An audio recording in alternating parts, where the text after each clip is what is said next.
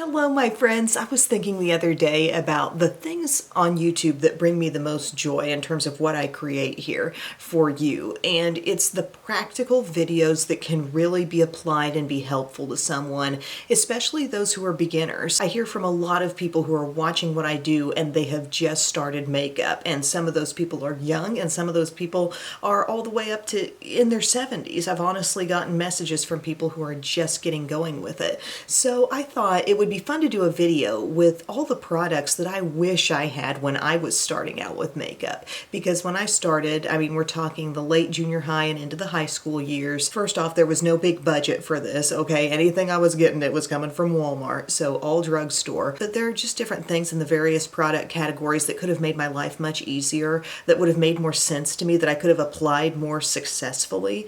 And I think that's kind of the theme with all this. These are all things that can be applied with a great chance of it working out for you, okay? Even if you're not used to applying a lot of different things to your skin. And at first this was just going to be a top 10 video where I rattled off the things, but it turned into an absolute full face. So I thought that's the best way to describe it, so let's do that. So I already have my skincare on and I have my sunscreen on as well. First thing I wish I had when I was starting out with makeup that I think would have just generally across the board helped my skin look good under whatever foundation-y product I was trying to pull off, and that is a hydrating primer.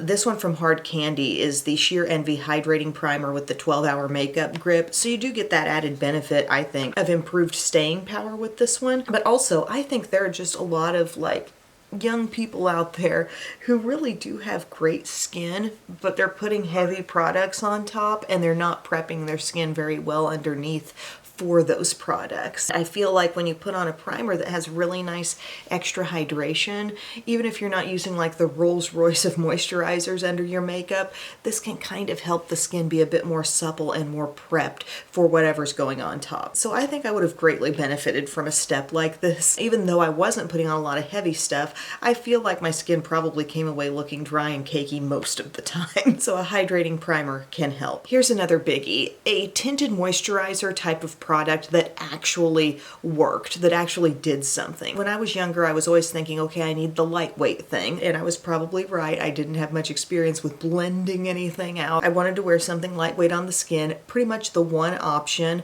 was the CoverGirl CG Smoothers Tinted Moisturizer. It did hardly anything, just to be honest with you. And then also there was a Neutrogena. Does anybody remember the oil-free moisture in the sheer tint? Again, next to nothing happening for the skin with these, just literally a barely there product, and I could have benefited from a little bit more than that, right? And now we're swimming in lightweight makeup.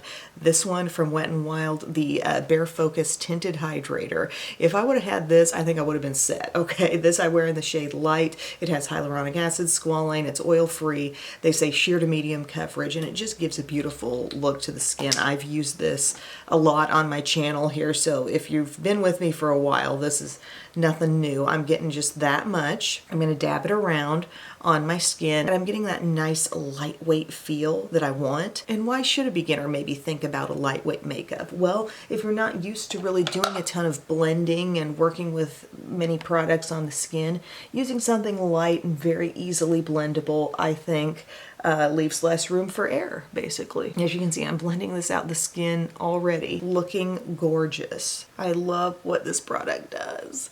And I'm just using my Real Techniques Expert face brush.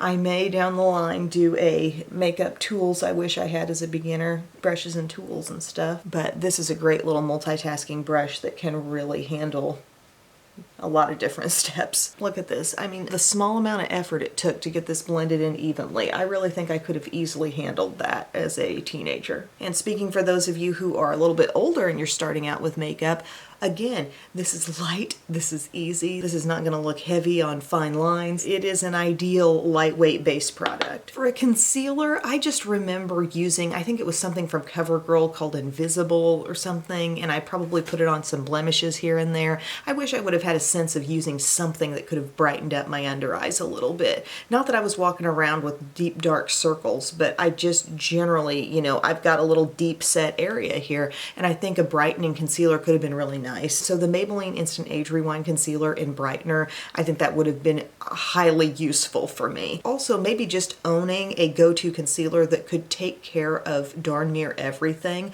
This e.l.f. Camo Concealer, I tell you, and if you're really dry skinned, the hydrating version of this, but I wear this one in medium sand, and I'm just thinking like in terms of a zit here or there, like I've got a couple actually right down here, and I would be able to count on this to just cover it up and not keep going over and over things. I do remember doing that, going over and over and thinking, okay, that didn't take away the redness. I guess I'll just put more on. Like, I just needed a better product, you know? These are both drugstore, both affordable. I'm going to use some of this brightener right in here. And of course I can use the e.l.f. on the under eye area as well. But this is just very light. And then from the blending sense, it would have been so nice to know about makeup sponges. Nobody that I knew was using any kind of a dampened sponge. I mean, I don't think a beauty blender was even a thing. And if it was, I'm sure I wouldn't have owned a beauty blender because that's like 20 bucks and I was using all drugstore stuff. But Ulta has this product called the Super Blender. Does anybody remember me talking about this like years and years ago? I have recently rediscovered mine. And it is a fantastic little sponge where you can benefit from the pointed tip and the little rounded butt end. And they come in a 2-pack. It's just a great little affordable sponge. Now I could also blend this out with my Real Techniques brush, but I get such a nice natural look using a sponge. So I wish I knew about sponges. I'm sure I own some of those. I know for a fact I own some of those white like wedge-shaped sponges. I was probably using those dry to apply some tinted moisturizer and wondering why things weren't working out. And you can see what I'm doing with this dampened sponge. I'm just pressing the product in. I'm getting such a natural look. Ooh, an eyelash. Make a wish. But yeah, concealer-wise, something that could actually cover stuff, just anything I needed, and then something that could really like brighten up my inner corners. I would have loved that. Then what about powder? I recall having a lot of powder on hand. Like I had a CoverGirl loose powder. I had, I think, a couple versions maybe of the pressed powders from CoverGirl, and I remember applying a lot of them. Powder was the go-to. A powder compact was life, and I'm sure too much was getting on my unmoisturized skin and it probably wasn't looking great. But if I had this Rimmel Stay Matte, okay, some of the most affordable powder on the market in the shade Sandstorm, you can't go too far with this. It won't allow too much to come out on your brush.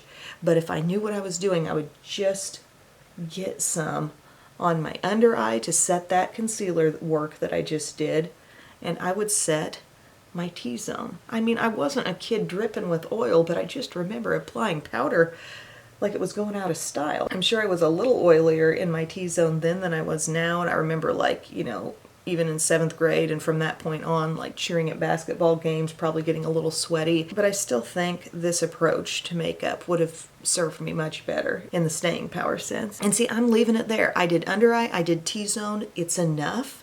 And this powder, you would have a hard time just going way, way too far with it. I always mention that. It's just the texture that it is. It mattifies, it's effective, but it's not gonna blow up on your brush upon contact like a cloud of dust, so love that. If $5 Profusion palettes were around when I was starting out with makeup, I would have had a library of them. I think these guys just so affordable, so much value that you're getting in each palette. The highlight and contour one would have been great to have because here's an actual contour shade that makes sense, although I don't even know if I was touching a bronzer until I was maybe in college. I don't know. But having this just matte powder here, a lighter contour, the highlights, you know, so much all in one. A blush palette too. I will say blush was maybe the one area where I really wasn't lacking. I was really on point with my makeup choices back then because I had CoverGirl cheekers, and there ain't a thing wrong with CoverGirl cheekers. Pretty Peach, Mom steered me into that one and it always looked good. And from there on out, I tried so many blushes like that and the CoverGirl Instant Cheekbones and stuff. I was really well served in the blush department, but you know, this blush palette would have been cool to have too. And then the various eyeshadows, Bare, which I used in a recent video, Mauves, Smoky. The selection, the range, the ability to use an eyeshadow palette and actually get all those shades showing up on your eyes. Of course, an eyeshadow primer would have changed my absolute life because I was spending a lot of time putting shadow on eyelids that were absolutely dry as a bone and had no prep done to them whatsoever. I mean, there was so much to know that I didn't know at the time. But Profusion palettes would have been a great way to build my collection, give me a lot of things in like just a small little space. So I am going to use this today. I love this highlight and contour palette. They come in a couple different tones, by the way. There's a deeper one going into that great shade called Tan Sculpt, and just using that up around the hairline, and we're going to contour in the hollows of the cheeks as well. It's easy to blend. It's not as intimidating as a cream bronzer would be. I'm sure I wouldn't have been ready for that. But look how like natural it looks up there on the forehead. I just can't get over the quality here. And you can buy this on Amazon, I was noticing as I was linking it last time. Profusion's website really, if you're wanting to stock up, you can get everything there. A lot of things are on Walmart's website or in store. Where I live, they have this in store and under the jawline area there. But yeah, with a little instruction of where to put things, I think I could have benefited a lot from a little palette like this.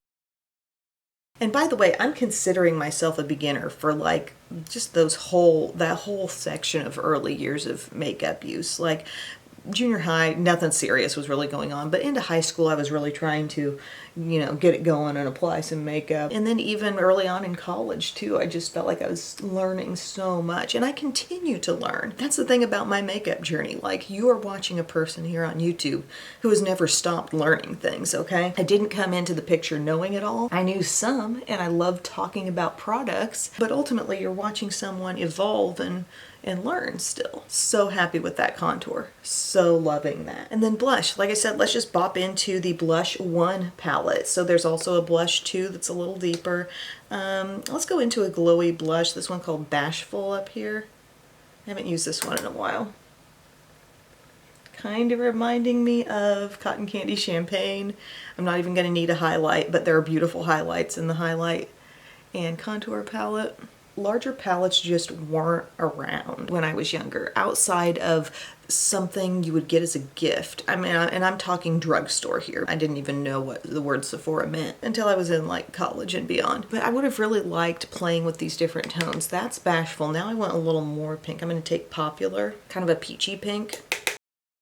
Sometimes one blush isn't enough. I'm going slightly lower. Oh, so pretty.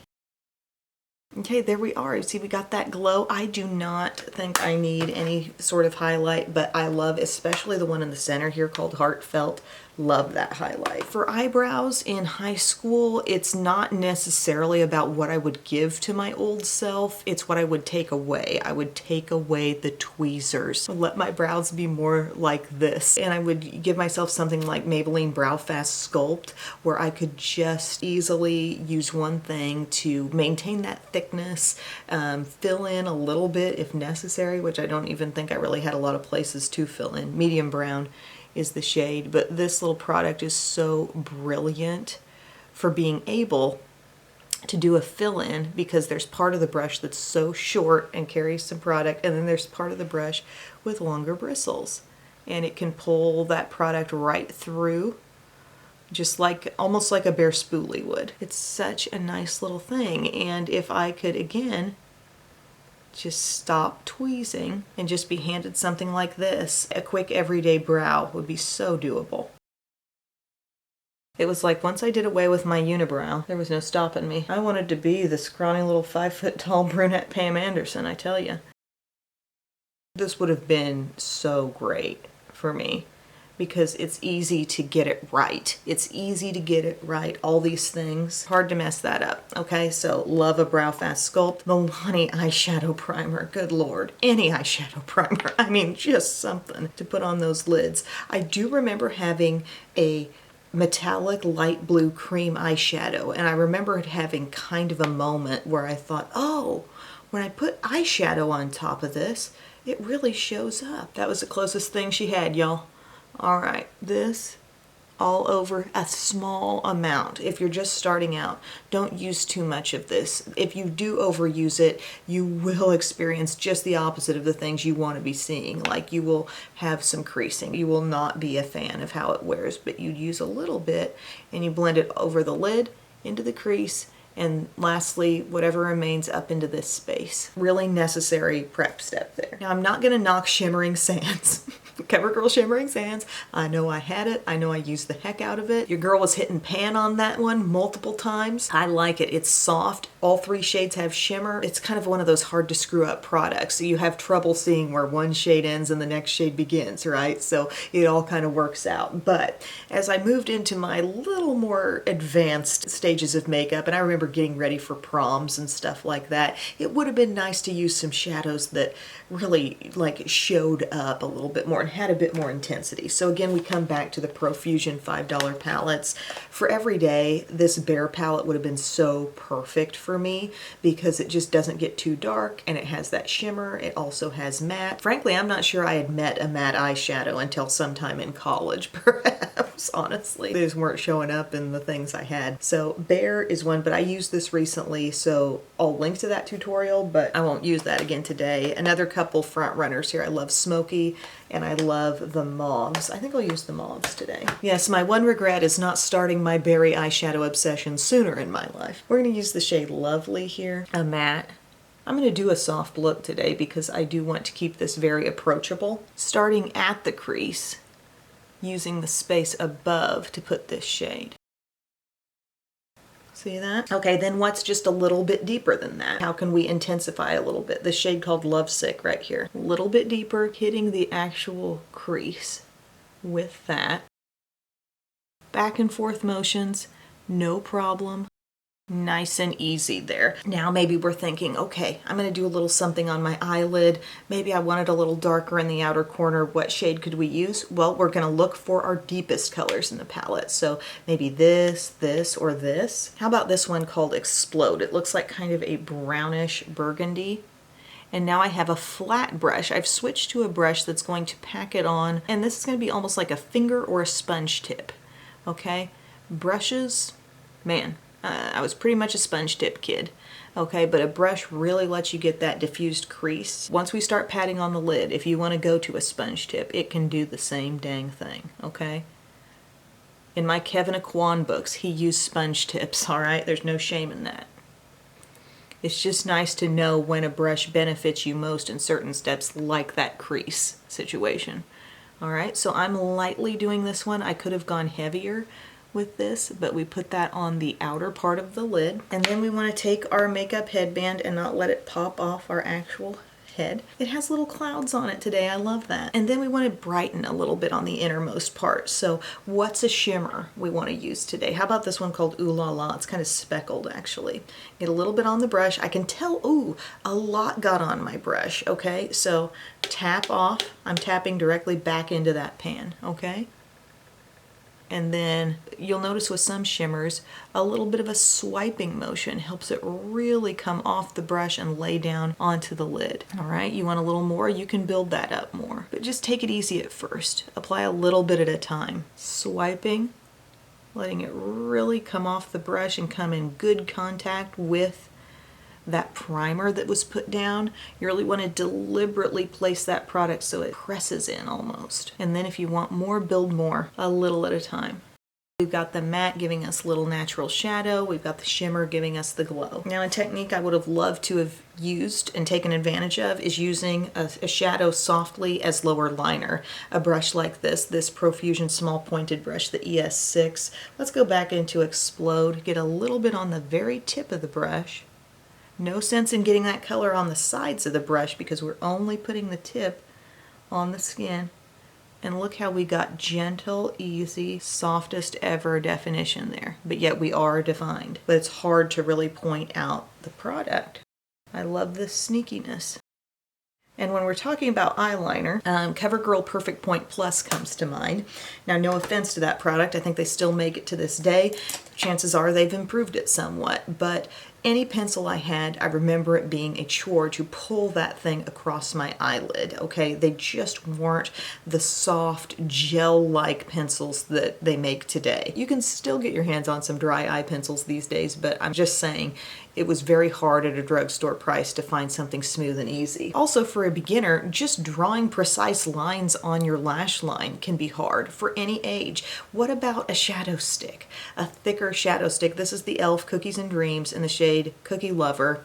It's a really dark brown. It's a lot like the dark brown that was in the Mint Melt collection, but jumbo shadow stick that you can just use. And look, apply very little pressure. Go right across the lash line.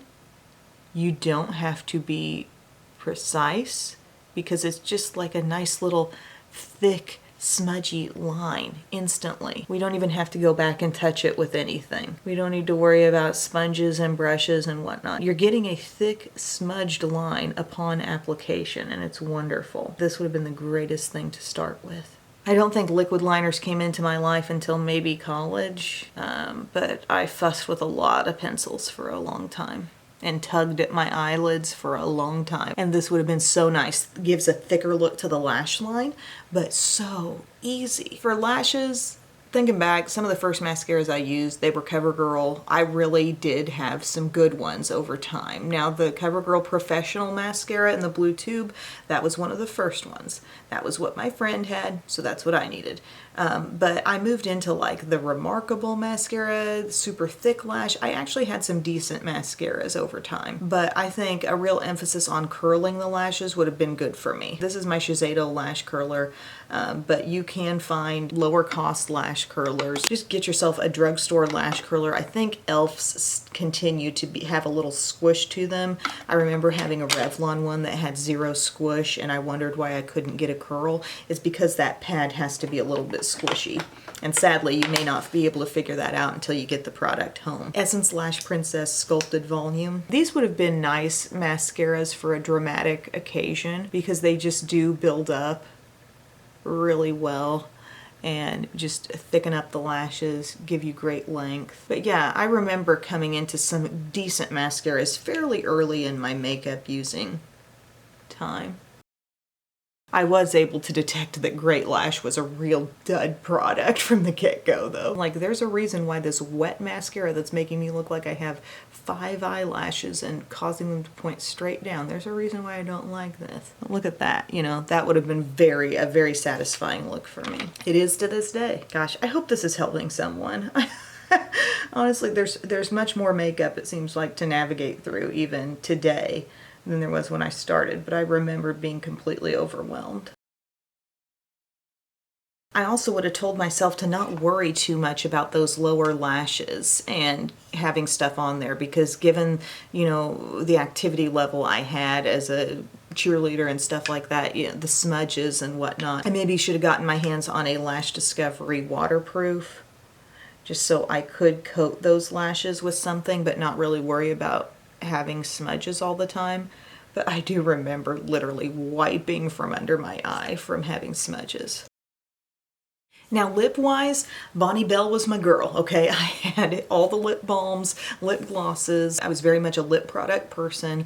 I had the shine going on. I had that Naturistics line. Does anybody remember that? That stuff was like good enough to eat. I'm sure I did eat some. But what I didn't have that really could have benefited me was something that would wear a little longer. Something that could have like taken me through a school day. Something that could have taken me through a game I was cheering at. One of these Superstay matte ink crayons would have been awesome for me. So the shade called Lead the Way is a great kind of starter shade from this line. I think it will really work nicely with this sort of pinky mauvey eye we've got. But you know why these are great, y'all. Like, they are a long-wearing product.